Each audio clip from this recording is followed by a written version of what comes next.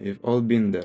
You log into Valorant, ready to pop off, and 15 minutes later you're questioning your entire existence.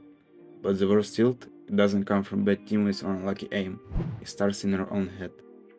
Today, we're breaking down 5 psychological triggers that tilt you in Valorant, and more importantly, how to regain control before you go spiral. Let's start with a subtle one. Your brain is obsessed with winning. It doesn't care how, it just wants that victory screen. So the moment something threatens that outcome, like losing pistol or getting echoed, your brain sounds the alarm.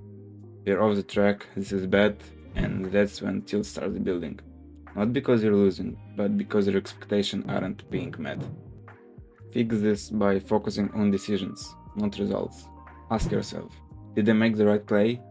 Because if you focus on executing well, the wins come naturally, without the emotional roller coaster. Second one is playing to prove something. This one hits hard. You load in already carrying the baggage. I have to redeem myself from last game. I need to show them I'm not a bot. Now you're not just playing, you're performing, and every death feels personal. It's basically just a trap, because when you play to prove something, your emotional brain takes the wheel. You force plays, you overthink, and then your spiral goes faster. Fix this by flipping the mindset. Play to learn, not to prove. Instead of entering the match thinking, I need to prove myself, enter it with the goal of learning at least one thing. That alone breaks the emotional pressure loop. Try saying, this match is a feedback, not a verdict.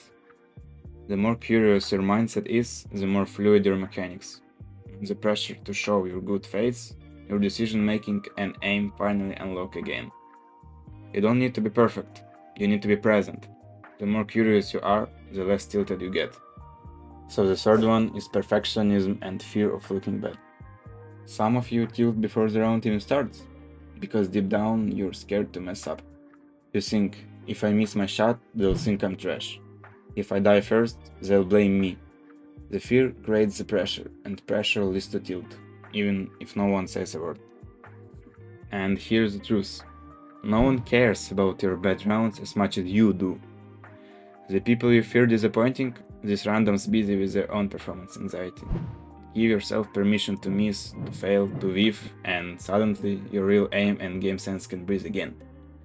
The less pressure you put onto looking clean, the more natural and confident you become. To fix this, make it a habit to remind yourself, mistakes are allowed, my focus is on recovery, not perfection. Confidence doesn't come from playing perfect, it comes from trusting yourself. You don't grow by avoiding mistakes, you grow by making them and choosing how to respond. One of the worst mental traps in Valorant is something I call the expectation gap. That's the space between how you think you should be playing and what's actually happening in the game. You tell yourself, I'm better than these lobbies. I should be radiant by now. But then you play poorly. You lose 2 duels and suddenly your confidence collapses. I know this one personally. I fall into this mindset so many times. So here's the fix. You need to shift from ego-based thinking to reality-based awareness. Start every match by asking yourself, what does this version of me right now need to do to win? Not the version from yesterday, not your dream rank, just you as you are today. When you accept your current form without judgment, it frees up mental space. You stop trying to force plays to prove you're good, and instead start making clean, simple, effective decisions. That's how momentum builds. You climb not by pretending you're better, but by being honest enough to improve. Just drop the script, play the matches that in front of you, not the ones that stuck in your head. That's how you close the expectation gap and finally stop tilting. So the fifth one is burnout before you even queue. Tilt doesn't always come from the game. Sometimes you already tilted before you even queue up. You had a rough day, you're tired, your brain is foggy, but you say, damn it, I'll just play a few games.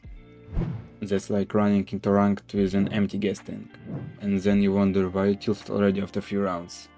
I'm not gonna lie, I've done this too.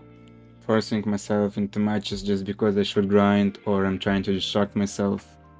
But when mental energy is low, every small mistake feels harder to deal with. You simply get frustrated quicker, and your ability to stay calm and adapt just isn't there. You always have to be acknowledged of your emotional fuel before playing. Just ask yourself, Am I playing to compete or am I escaping something? Sometimes the best move is not to queue at all, because no aim routine, no warm-up in the world can fix a fried mind. Better take care of the player behind the keyboard, and performance will follow.